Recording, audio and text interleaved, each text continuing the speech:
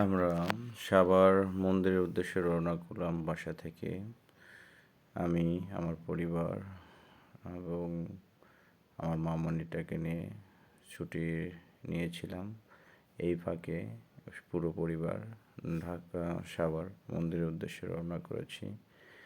প্রথমত রাস্তায় আমরা বৌদ্ধ মন্দির থেকে লাভবাহিক গাড়িতে উঠেছি, বাসে উঠেছি। সংসদ ভবনের রাস্তায় প্রবেশ করলাম। মাঝে আমরা আমরা সংসদ ভবনও দেখা হয়ে গেল এর ফাঁকে। আর আমরা যাচ্ছি সাভার মন্দিরে। আমরা প্রায় মন্দিরের দ্বারপ্রান্তে এসে গেছি। সাভার বাস স্ট্যান্ড নেমে একটু অটো যোগে মন্দিরের উদ্দেশ্যে রওনা করলাম। মন্দিরটা হচ্ছে সাভার কাতলাপুর। সেই কাতলাপুরের উদ্দেশ্যে আমরা অটো যোগে পুরো ফ্যামিলি রওনা করলাম। আমরা মন্দিরের বাউন্ডারির রাস্তায় প্রবেশ করলাম। আর কিছুক্ষণের মধ্যে নেমে যাব।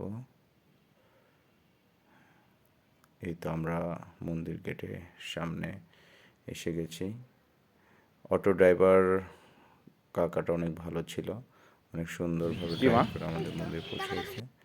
আমরা মন্দিরের ভিতরে প্রবেশ করলাম। মন্দিরটা এত নান্দনিক, নতুন কাজ হচ্ছে এবং ইউনিক, দেখলেই বুঝতে পারবেন। অনেক সুন্দর একটা পরিবেশ মন্দিরে।